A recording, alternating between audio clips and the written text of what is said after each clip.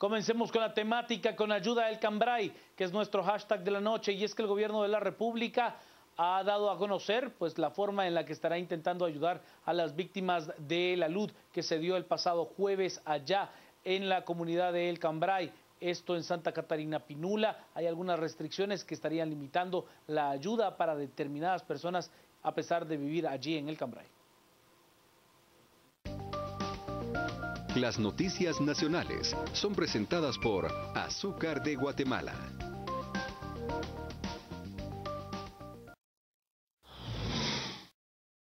El gobierno, a través del Ministerio de Comunicaciones, dio a conocer que se está analizando otorgar un subsidio a las personas que perdieron su vivienda en el desastre en la aldea El Cambrai 2.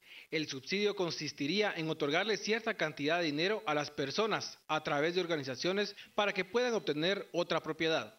Hoy estuvimos aquí viendo algunas posibilidades donde se pueda hacer algún tipo de inversión por medio de un subsidio a alguna urbanización ya existente y en combinación con el apoyo internacional y con la municipalidad poderles proveer de viviendas a las personas. Pero sí es un proceso que no es inmediato, es un proceso que se lleva su tiempo.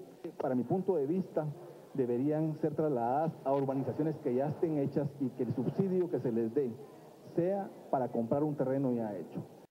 Mientras esta opción se hace realidad, el Ejecutivo piensa en el corto plazo otorgarles alquileres temporales para los damnificados, aunque tampoco se ha establecido durante cuánto tiempo se estaría dando, ya que este serviría mientras se les construyen sus viviendas. Otra opción que también se está tomando en cuenta es qué tipo de solución inmediata se les va a dar a las personas.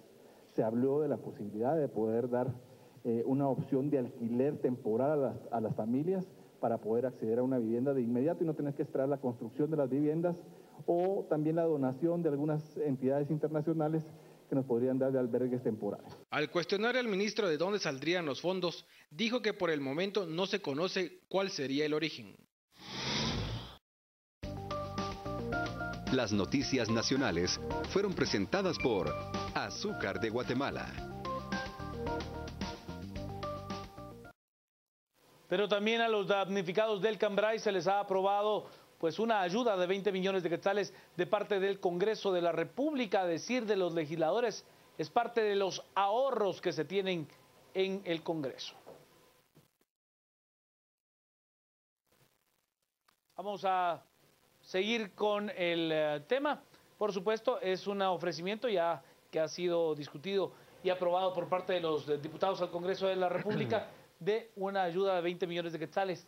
Yo también voy a tocar un tema en cuanto a la ayuda del Cambrai, la ayuda solidaria del ciudadano, que ha sido intensa, masiva y además muy, pero muy de corazón, que es, creo, lo más importante. Vamos con ayuda del Cambrai, como nuestro hashtag de la noche, Mario, nos dice, ¿y qué va a pasar con los que perdieron todo y tienen deuda con bancos por su casa? Es lo que nos dice Mario.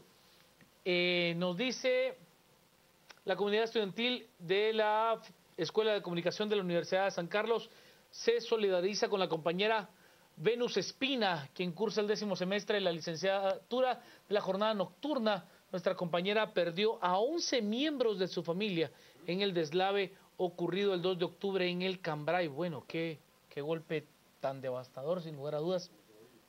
Y pues me parece loable por parte de la Escuela de Ciencias de la Comunicación de la Universidad de San Carlos, que muestran además alguna forma de poderla ayudar directamente a través de una cuenta monetaria. Maripaz, pues ojalá que así sea, porque esta pobre gente lo necesita, súper urgente, ayuda al Cambrai, tiene que ser rápido, ya que urge, dice Maripaz. Mario, ya lo leíamos, gracias por su servicio a todos los rescatistas, miembros de los cuerpos de socorro, bomberos voluntarios, municipales departamentales, Cruz Roja, elementos del Ejército de Guatemala, de las diferentes brigadas, del Cuerpo de Ingenieros del Ejército de Guatemala, de los rescatistas mexicanos que llegaron luego de pues este envío que hiciera el presidente Enrique Peña Nieto, también miembros de las diferentes entidades de Covial, por ejemplo, que estaban brindando iluminación y también en jornadas extensas. Bueno, de verdad ha sido muy solidario el pueblo de Guatemala también con la ayuda del Cambrai. Los guatemaltecos somos grandes en solidaridad, siempre lo hemos demostrado, que Dios nos bendiga. Brandon, mis respetos para todas las autoridades que sigan buscando todavía todos tenemos que ayudar a Guatemala, ha demostrado unidad. Sí, pero hay algunas cosas que hay que matizar al respecto con ayuda del Cambrai. Licenciado Adrián Zapata. ¿Qué tal, Juan Carlos? Muy buenas noches. Edgar, un gusto estar con ustedes y con los televidentes, al margen de esta tragedia que seguimos pues padeciendo y sufriendo y con esta congoja que no se agota. Pues hoy, como que nada, ya son 5 días de trabajo arduo de estos héroes que se constituyen en todo el sistema de atención, que podemos estar de acuerdo o no en algunas cuestiones, fruto incluso de la desesperación o de la tristeza, pero tenemos que entender los protocolos que deben de seguirse y entender también el tema de las vidas de los rescatistas, etcétera, y tratar de hacer en la medida de lo posible un llamado ahí a la madurez y a la razón para entender que ellos son especialistas en el trabajo, y créanme que a juicio de un servidor ha sido un trabajo heroico. Ahora, la reacción de estos cuerpos, que es su naturaleza, ha sido extraordinaria, pero ahora falta una cuestión más allá, y es la reacción que como Estado tenemos que tener con esta deuda que como Estado y como sociedad tenemos con las víctimas del Cambrai. Hay un dicho que dice tapar el pozo después del niño ahogado. El problema aquí no sería tapar el pozo después del niño ahogado, sino tapemos los otros. ¿Cuántos puntos son? ¿300? 500. 500 puntos de vulnerabilidad que tenemos que abordar como Estado. Además de ello, en funciones de prevención, tenemos que atender la factura que existe pendiente con estas personas damnificadas, que no solo están enfrentando el choque emocional, sino, como los tuiteros nos indican, ¿ahora qué viene para esa gente?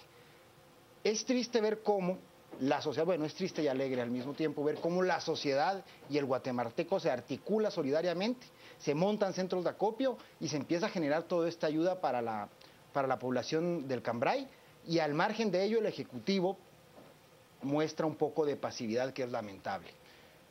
No solo el Ejecutivo, el Congreso hoy nos da también una muestra en un debate que dura más de 1 hora para determinar si hay una donación de algo que se genera de ahorros que no entiendo cómo el Estado... Que alguien me explique cómo se genera ese ahorro. Puede generar ahorros, es decir, el equilibrio presupuestario justamente busca eso. Esto no es una empresa, no puede haber ahorros. Si estamos en trapos de cucarachas, explíquenme cómo es que hay ahorros. Sí, ahora bien... Y le voy a explicar para qué sirven los ahorros. O sea, ¿para qué sirven los ahorros? Porque a mí no se me olvidan los 82.8 millones de quetzales que se perdieron de los ahorros del Congreso de la República para jinetear esa plata. Para eso sirvieron los ahorros del Congreso de la República. Si el Congreso tiene ese dinero, pues en algún momento debería de buscar la posibilidad de tener un edificio acorde a las necesidades modernas de un legislativo. Pero eso de uno ahorrito, mire... Le dimos una parte a Barrondo, le dimos una parte al Cambrai, es parte de lo que hemos ido ahorrando los diputados. Perdón, pero no es así el sistema, ¿eh? Además, siendo el ente más ineficiente que existe en toda la administración pública. Si lo medimos por productividad, sí. ¿Cuántos decretos llevamos este año? Vamos por el 4. Bueno, y eso ha sido en el último mes. Eso puede ser bueno o malo, ¿no? Sí, sí. Pero bueno, al margen de ello, ahorita vamos a entrar creo que más a fondo con lo del Congreso, también hay que hacer un llamado al Ejecutivo. O sea, ¿qué opciones hay? Hoy escuchaba yo con tristeza las declaraciones del señor ministro de Comunicaciones. Y me parece que antes de abordar un tema de esta seriedad con la prensa, sí creo que debería de tener un diseño un poco más estructurado del abordaje de esta situación. No es posible que la sociedad ya esté articulada y esté generando ayuda organizada mediante centros de acopio, con ciertos canales de traslado de ayuda, y en la conferencia lo que se aborda hoy es una serie de posibilidades que no tienen un andamiaje jurídico que sea viable y además no tienen recursos para cumplirse de manera inmediata, y eso es delicado. Es decir, no hemos ni siquiera partido del Ejecutivo de una declaratoria de estado de calamidad que pueda habilitar el uso, por ejemplo, del fondo de emergencias que existe, pero al mismo tiempo tampoco tenemos un diseño, o por lo menos ya un esqueleto del diseño para el abordaje de la atención a estas personas. Entonces, creo que debe haber un grado de mayor seriedad y además de trabajo arduo e inmediato, porque esta es una prueba para este gobierno de salvación, que tiene que enfrentar esto con todo el ímpetu, pero además con toda la celeridad del caso, ¿verdad? Vámonos a Ayuda al Cambrai, que es nuestro hashtag de la noche. Nos dicen a través de las redes: Byron, si el Congreso ya hizo su donación, que la municipalidad done el terreno y se construyan 200 casas de 100,000, es lo que nos dice Byron. Ricardo Zavala, la ayuda debe ser integral y prevenir los 500 puntos de peligro que deben de poner atención. Marty nos dice, Dios bendiga a todas las personas que siguen trabajando para rescatar a tantos desaparecidos. Germán, todos estamos de luto por nuestros hermanos del Cambray y gracias a todos los voluntarios son héroes. El doctor Hernández, demostrado, el guatemalteco es solidario, en la desgracia apoya a todos y el gobierno es selectivo. Qué bendición ayudar a nuestros hermanos del Cambray. Jacelco, la mayor ayuda del Cambray y del Congreso debe de ser leyes fuertes que impidan que esto se repita. El doctor Zavala, la ayuda debe ser integral, ya lo leíamos hace un momento. Brandon, también. Y Libertas nos dice, urgente, no más comida y medicinas. Esto urge en los centros de acopio y pues la Procuraduría de los Derechos Humanos ha sacado que se necesita con urgencia ropa interior para hombres y mujeres damnificados del Cambray. Es parte de las cosas que regularmente no llegan a los centros de acopio. Adolfo, muchas personas hablan de los mexicanos con tremendo odio, pero hoy nos están ayudando. Nadie dice gracias México. Creo que sí, se ha agradecido a los socorristas mexicanos, incluso a los rescatistas, a los grupos independientes de rescatistas que se han ofrecido a venir, pero que por cuestiones de protocolo, por cuestiones de métodos de seguridad ante un espacio tan pequeño, es que hay que dimensionar de lo que estamos hablando.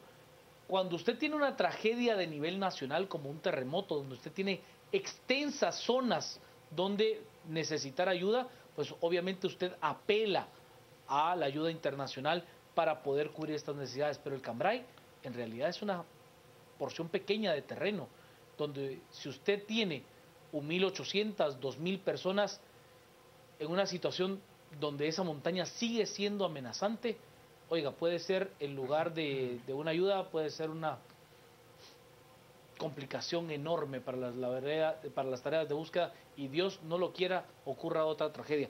Licenciado Edgar Ortiz, sea usted bienvenido. ¿Qué tal, Juan Carlos y Adrián? Encantado de acompañarlos este martes con un tema pues delicado y triste que hemos visto desde el día viernes, pero aquí hay muchísimas cosas que comentar. Quizás yo no soy tan optimista en cuanto a las soluciones que uno pueda ver a este problema, porque básicamente el tema del riesgo está muy pegado al tema de la pobreza. El Estado puede tomar algunas medidas de precaución. Sin embargo, hay que entender que la población guatemalteca está creciendo a un ritmo extremadamente acelerado. La tasa de urbanización es bastante alta. Yo lo comentaba el viernes, ¿no? Cómo pasamos de un 50% de ruralidad y cayó eso a un 40% en cosa de 10, 12, 13 años. Y la tendencia, lógicamente, es a que el país cada vez sea menos rural, más urbano. El mundo en general ha tendido a la urbanización y esto exige lógicamente cierta inversión del Estado en bienes públicos, porque el Estado tiene que propiciar las condiciones para que la urbanización sea adecuada. Ahora bien, en ese sentido yo creo que el Estado tiene un rol. El rol del Estado es pues la provisión y la planificación de las ciudades acorde a las necesidades del crecimiento poblacional en los centros urbanos. El caso de Ciudad de Guatemala es paradigmático porque sabemos que es una ciudad con un impacto demasiado grande. O sea, es realmente un país quizás de los más centralizados del mundo. Toda la unidad económica está concentrada en la capital, el trabajo se concentra en la capital y la gente que pues padece episodios de pobreza en el interior también comienza a migrar a la ciudad. Y la realidad es que la ciudad no tiene la capacidad de acoger a todas las personas en un ambiente más o menos decente y de vialidad. Entonces la gente acude, obviamente por la situación de pobreza y de precariedad, a invadir zonas que no son aptas para la vivienda. Ahora, que hay una solución de corto plazo certera, yo no la veo. ¿Por qué? Porque la oferta de vivienda, la carencia de oferta de vivienda también de bajo costo tiene que ver con muchísimas razones. Una, de planificación de la ciudad. Segundo, de condiciones, digamos, geológicas, de la ciudad para acoger viviendas. Digamos, Guatemala ya no puede crecer a lo ancho, la ciudad de Guatemala. Estamos en un momento en el cual la ciudad tiene que sufrir una transformación hacia arriba. Primer problema, el aeropuerto. El aeropuerto hay que sacarlo a la ciudad, pero hace 30 años. No es posible que una ciudad, un centro metropolitano de casi 4 millones de habitantes tenga el aeropuerto a 10 cuadras del parque. O sea, es una expresión, ¿no? Pero es una locura.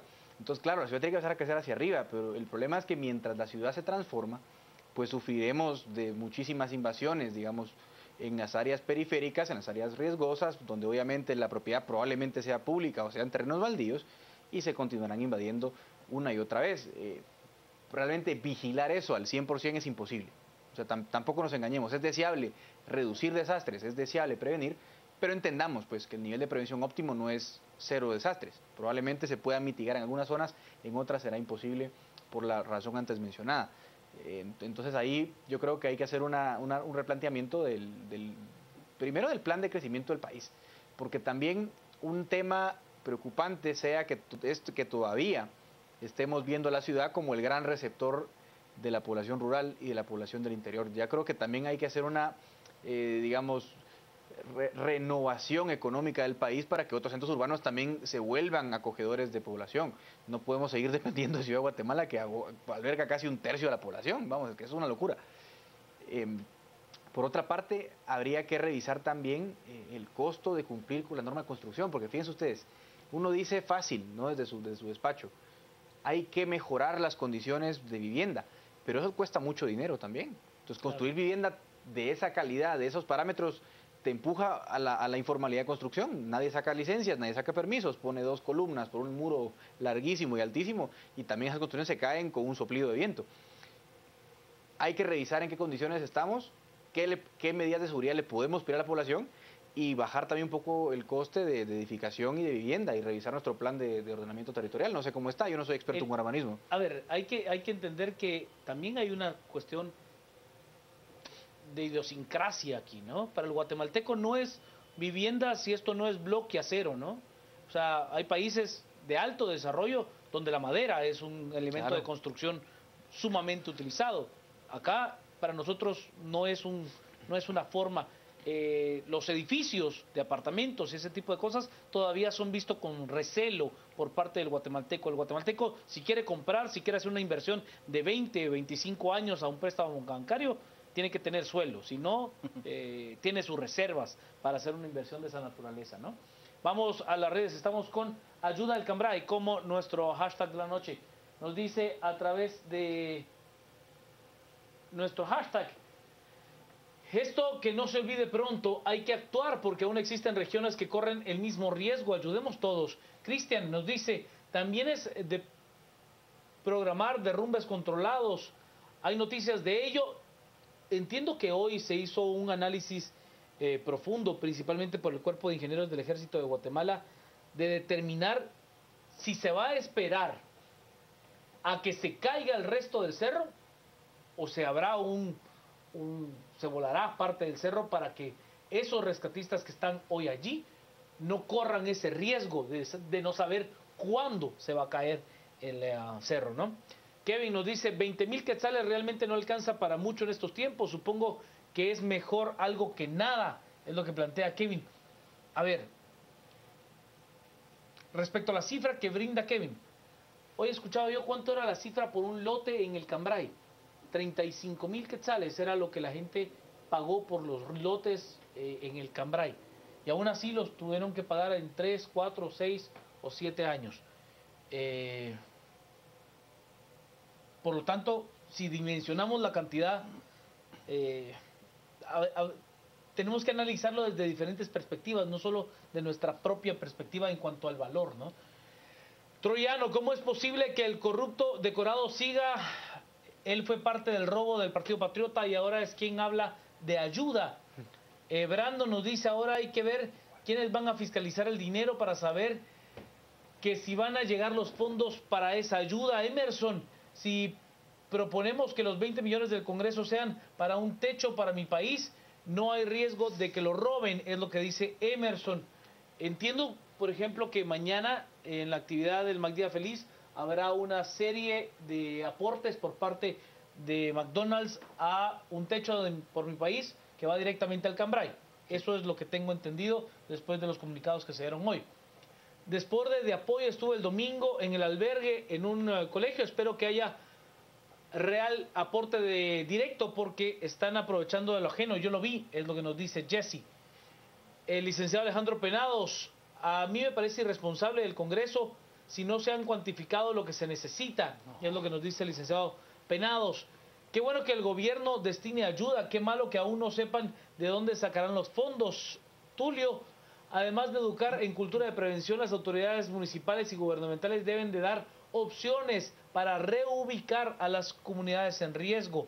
Auri, hay demasiado en Bomberos del Trébol, todo tirado en bodegas de atrás. No ha llegado al destino indicado, ojalá que sí llegue, es lo que nos dice Auri.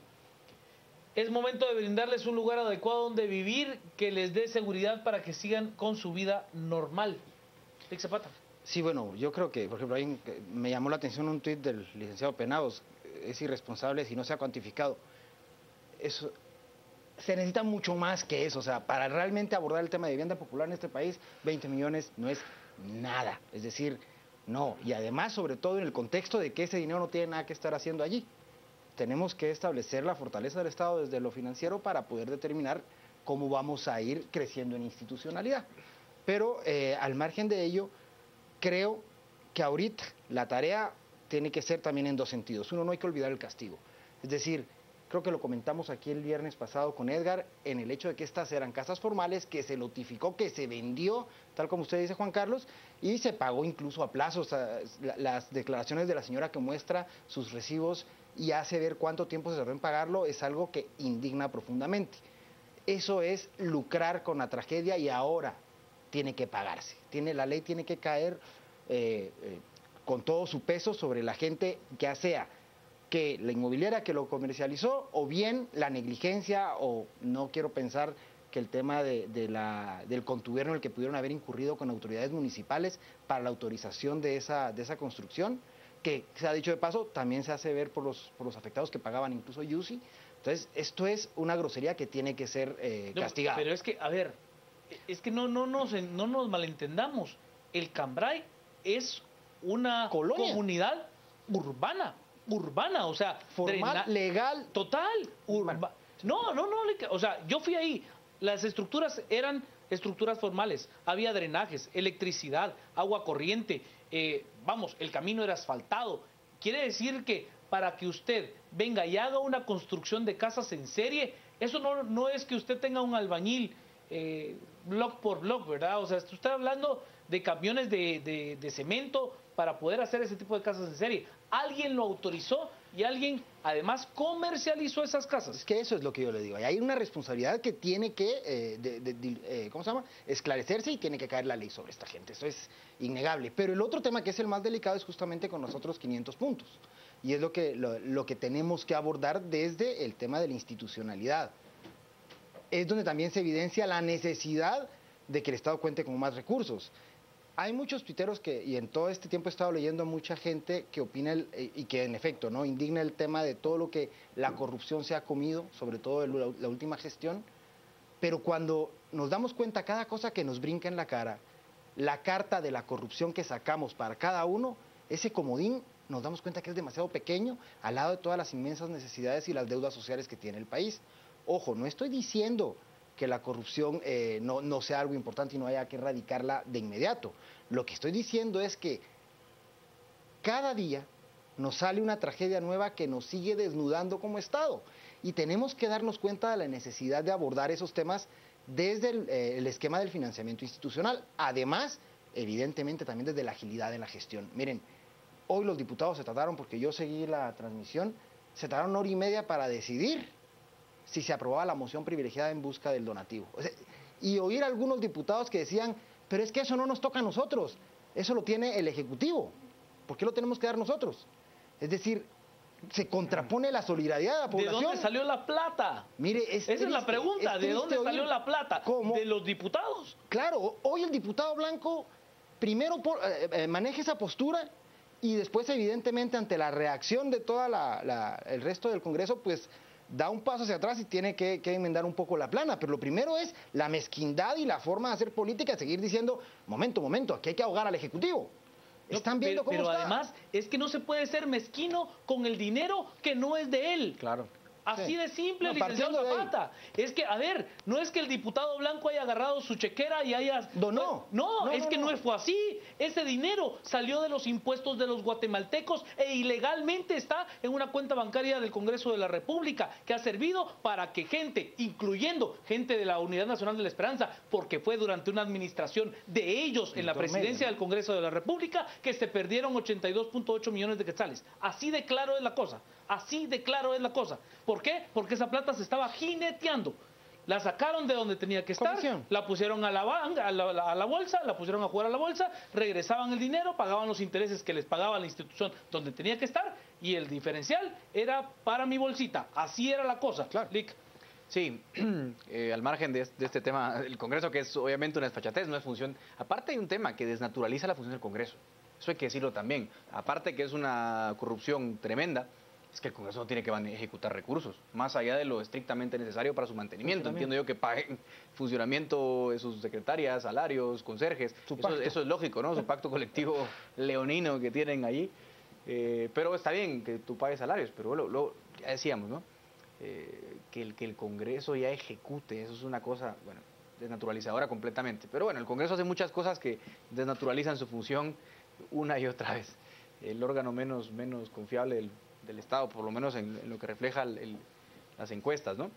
El hecho realmente, al margen de este parche, digamos, que significan los 20 millones de ayuda y de apoyo, entiendo las preocupaciones de muchos, y la tuya, Adrián, por ejemplo, en cuanto al tema de vivienda, pero sí quiero insistir en que es muy importante que nos planteemos también que Guatemala es un país con unas tasas de pobreza altísimas, que no puede seguir creciendo al 2, 3, 4% lo máximo, porque de esa forma, para ustedes hagan con una regla de la regla 70, vamos a tardar más o menos que 20 años en duplicar el ingreso. Es muchísimo tiempo. Un país que tiene un PIB per cápita de $3,000 es mísero. Tenemos que estar creciendo al 8 o 10% como creció Perú, como creció China, para más o menos empezar a salir de la brecha en la que estamos. Es imposible, como digo, mitigar todas las zonas de riesgo con los recursos que genera el país al día de hoy. Es un tema ligado a la pobreza. Esto pasaba también en la Europa del siglo XIX, ¿no? Cuando las migraciones del campo a la ciudad se dieron, había tragedias muy parecidas a las nuestras porque no había condiciones de vivienda. ¿Por qué? Pues porque eran países muy pobres. Y en el caso guatemalteco, insisto, estoy de acuerdo, hay que tomar un rol de prevención, hay que tomar medidas urgentes, pero no vamos a salvar a toda la gente de Guatemala de las catástrofes, es imposible, mientras tanto no salgamos de la brecha de la pobreza. Eso es un hecho también indubitable y digno de reflexión. La pobreza no va más allá de que tu nivel de vida sea distinto al de un americano, es que tiene que ver con vidas. Quita vidas y salva vidas salir o no de la pobreza. Entonces yo creo que hoy también no es lujo, hoy te mueres. Exactamente, Es que te así mueres. es. Y esa es la realidad, claro, nos hemos sensibilizado más y ahora vemos con mucho pesar las condiciones precarias en las que vive nuestra gente. Pero la realidad es que nuestros hermanos europeos y asiáticos también vivían así hace 100 años. Y afortunadamente son en algunos países menos. Miremos España, que hace 40 años vivía igual probablemente que Guatemala hoy. Taiwán, Singapur, Corea del Sur. Corea del Sur. Y yo veo con una envidia tremenda a Singapur, a Hong Kong y a todos esos países, ¿no? Pero ahí hubieron medidas agresivas desde lo institucional. Algunas. Que aquí, Hong Kong no, por ejemplo. Corea. Hong Kong no. Corea del Sur sí, Japón también. Corea Pero sí. Hong o sea, Kong es un caso, digamos, también paradigmático, digamos. Para interesante. grandes soluciones Chile, también pues. tienen que haber grandes decisiones. Claro, estoy de Y acuerdo. ahí tiene que haber sesiones serias de algunos sectores que están muy cómodos. Estoy de acuerdo. O sea, no hay para dónde. Estoy o sea, de acuerdo. El pastel es uno. Pero digo que la discusión económica a veces la dejamos a un lado como si fuese un tema accidental, como si el tema se resolviera con declaratorias de urgencia. Sí. Eso no sirve, las comisiones no sirven para nada. Este país no va a salir del riesgo, de la muerte, de la desnutrición, hasta que no sea un país rico. Vámonos a las redes. Estamos esta noche con Ayuda del Cambrai, como nuestro hashtag nos plantean a través de las redes. Estuardo, como este caso hay más proyectos y no solo en propiedad vertical, los edificios también están en riesgo. Nos dice el doctor Hernández, saliendo de esta situación puntual, hay que voltar la mirada a las comunidades en riesgo y ayudar antes de otra tragedia. Mario, no hay desastre natural, todo es creado por el hombre. El guatemalteco no debe seguir construyendo empíricamente. Luis nos dice, un techo por mi país es una buena opción, por su reconocida trayectoria, con una buena campaña de voluntarios se puede, dice Luis. Alba, las casas que construía el Bambi tenían lo necesario y resistieron el terremoto de 1976. Bueno, hay muchas colonias, por ejemplo el Tesoro Bambi, que todavía está pues habitado y regularmente se tenían créditos accesibles principalmente a maestros que eran receptores de ese tipo de créditos para poder acceder a la vivienda. Armando nos dice, para el Cambrai ya se dio mucha ayuda en víveres y demás para seguir recibiendo y dar en el corredor seco urge, es lo que dice Armando. Mario, no hay que darle gracias al Congreso por los 20 millones, gracias al pueblo de Guatemala, nada más. Yo coincido con Mario. Otto nos dice, el ahorro del Congreso se lo debo a la CICIG, de lo contrario estaría pidiendo transferencias para el pago de aguinaldo.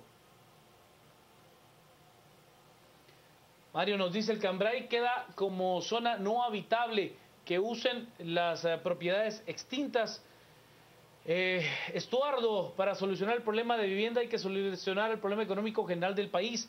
Alejandra, ¿cómo agilizan los trámites burocráticos estatales para donar el dinero? Enrique, en Guatemala existen reglamentos técnicos bien hechos para construcciones y taludes. Nos dice Enrique, entiendo que sí los hay. El problema es que no se apliquen. Es que es caro. Y sí, con autoridades competentes, calificadas y profesionales se hubiera prevenido, pero como los alcaldes son unos don nadie, es lo que nos dice Chapín. Bueno.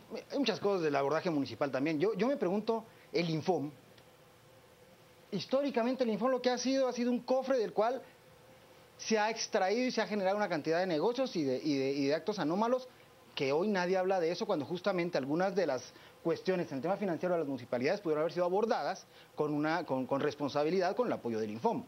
Pero al margen de eso, creo que es bien importante que el diseño que yo comentaba en una de las intervenciones anteriores, que va a generarse desde el Ejecutivo, no solo sea rápido, como yo lo decía, es decir, creo que si bien ya sea en terrenos municipales o bien brindar otra opción a la gente damnificada, y no solo a esta, sino empezar un proceso de reacomodo de estas 500 puntos de riesgo mediante un inventario desde bienes del Estado, donde se pueda determinar qué hay realmente y qué se puede hacer, que hay experiencias. Se han dado casos de algunas colonias que se desarrollan en virtud de sindicatos que se les da propiedades como un beneficio sindical.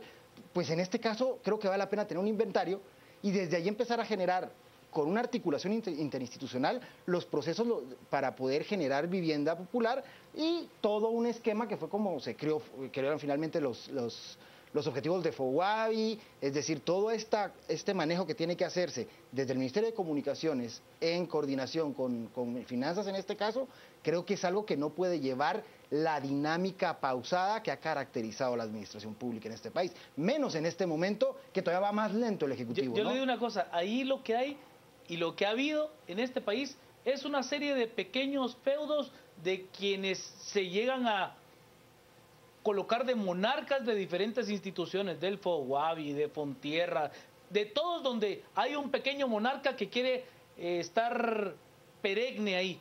Lo que se debe tener es claridad en la ejecución institucional. Eso es básico para poder salir adelante. O sea, si usted lo que va a generar es un pequeño feudo... No, y denuncia, auditoría y cárcel. Por supuesto, es que así debe de ser, así debe de ser. Nos preguntaba Alejandra si nosotros ya nos hicimos presentes al Cambrai. Sí, yo ya fui al Cambrai, ya bajé al Cambrai, fui hasta la parte más profunda del Cambrai, que si ya vi cómo están organizados en el centro de acopio y también en el albergue, sí, ya fui a ambos lugares. ¿Qué recomendamos? Pues yo soy en ese sentido muy institucional, creo que las directrices las da una sola voz, en este caso se llama Coordinadora Nacional para la Reducción de Desastres con Red. Ellos son los encargados de dar esa voz de alerta, de necesidad, de ayuda, de todo. ¿Por qué? Porque si usted tiene demasiadas voces, es demasiado complejo que efectivamente la ayuda llegue pronta, cumplida y honestamente a quien se necesita. O sea, yo creo que el guatemalteco ha hecho su parte, el ciudadano ha hecho su parte, ha salido, ha donado, ha llevado alimentos, recursos, agua a las instituciones de socorro, a los rescatistas, y eso es muy bueno y muy loable, y qué grande la actitud del guatemalteco. Pero si queremos tener una visión más amplia, nos debemos de abocar a una sola institución, que en este caso es Conred, la cual coordina al resto de instituciones, no solo del rescate, sino a las instituciones directamente gubernamentales para poder operar en el terreno. Esa es mi particular visión. Vamos a la pausa. Vámonos ahora, gracias al señor Antonio Andrés Cruz Batres. Vamos ahora a las redes para cerrar, estamos sobre el tiempo. Josué, atención Municipalidad de Santa Catarina Pinula, hay anomalías para entrega de víveres, favor tomar nota e investigar. Mario, me parece una irresponsabilidad de la Conred no haber hecho público el peligro que corrían, es que lo hizo público. O sea, sí había un estudio, sí se hizo público, sí se lo dijo a la gente, pero las condiciones son complejas, de verdad. ¿Qué ha hecho Arzú en 16 años de gestión? ¿Cuál es su responsabilidad? En casos de deslaves, miles de familias viven en barrancos, miles, eso es correcto. Sí. La señora Bernardes nos dice, coincido con el licenciado Ortiz, el proceso está mal, el costo para los permisos es alto para algunos. Paola nos dice, ¿de qué habla Zapata? Darle tierra a los sindicatos, eso es premiar a lacras como Joviel Escobedo, es lo que nos dice Paola. Y Dani, en la zona de desastres hay que construir una cárcel, que Dios haga justicia. Bueno, tampoco es por ahí. Por alusión. A ver, Paola, mire, yo no diputado. estoy, mire, no, yo no estoy diciendo que darle a ningún sindicato. Lo que estoy diciendo es que dentro del esquema del Ejecutivo existe la posibilidad de generar en los bienes del Estado, dentro de la Dirección de Bienes del Estado, sí puede generarse un traslado de propiedad para atender temas de vivienda social. El Estado puede disponer de eso. Yo no estoy diciendo eso. O sea, es decir, la visión de alguna gente en el tema de reducir al Estado a su mínima expresión es un debate que tenemos que tener en otro momento. Claro. Que solo señalarlo y decir que el Estado es una porquería, es que eso no suma. Y esas son las posturas que nos tienen tan en una situación tan compleja en este país. La polarización desde extremos siempre es lo que nos debilita y tenemos que partir de finalmente puntos de encuentro, que creo que un mejor país lo queremos todos. Y en este caso, para cerrar el tema, es la imperiosa necesidad del Ejecutivo para darle una solución al tema de la vivienda popular, y para eso, insisto, se requiere de un esfuerzo muy fuerte de todos y evidentemente también recursos. Si fuera un administrador nada más, ¿cómo sale toda esa gente que no es Paola, por ejemplo? Entonces yo creo que vale la pena, como les insisto, buscar puntos de encuentro y en el caso concreto, acciones del Ejecutivo que brinden una salida para toda esa gente que vive en las laderas y que no tiene otra opción. Entonces por lo menos generemos una opción para ellos, ¿no? A ver, sí, yo tengo una idea ahí. Licenciado Ortiz. Sí, yo recalco en realidad el punto anterior. El tema es de pobreza y hay que imitar a los países que lo han hecho bien. Hay ejemplos cercanos que no son tan utópicos. Yo me gusta mucho el caso peruano. El Perú, que era un país que estaba al borde del abismo, ustedes recuerdan el grupo maoísta, el Sendero Luminoso, que casi hace desaparecer al Perú, que no era el único, había varios muy fuertes. Pues el Perú, de ser un país miserable, digamos, poco conocido, mal visto, pobre, subdesarrollado, pues ha pasado a ser un ejemplo para nosotros, aunque quizás no estemos tan acostumbrados a escuchar del Perú. A lo mejor nos hablan más de otros países como Chile o como Brasil, incluso, que bueno, Brasil ha sido un completo desastre, como muchos economistas preveíamos hace muchos años, aunque parecía que todo iba bien, era un completo desastre. Sin embargo, el Perú ha mantenido más o menos la tendencia. El Perú bajó su tasa de pobreza del 42% al 23% en 13 años. Hay que imitar eso y eso es lo bueno. Nuestras viviendas siempre, sí, coincido con Adrián, o sea, lógicamente yo reconozco un rol subsidiario del Estado, por ejemplo, para apoyar gente que obviamente está en riesgo de perder la vida. Yo creo que vale la pena pues invertir quetzales en salvar vidas, pero no podemos salvar todas las vidas de toda la gente todo el tiempo con inversión social, porque es insostenible. Entonces, claro, por eso digo, el paso importante, y estamos de acuerdo en eso, ¿no? El paso importante es generar prosperidad.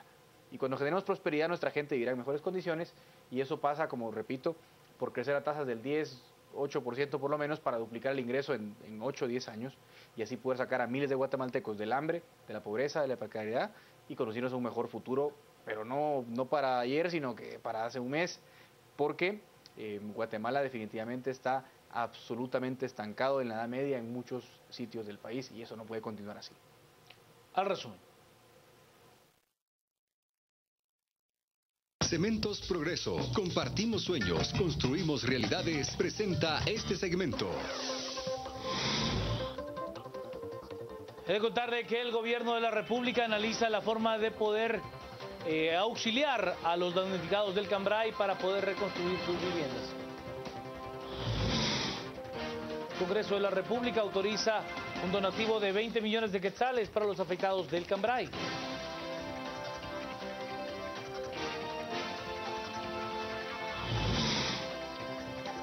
En los Estados Unidos, específicamente en California, se ha dado la oportunidad y se ha autorizado una ley por la eutanasia. Y ahora he de contarle también que Lionel Messi ha sido absuelto del caso que se les imputaba por defraudación fiscal.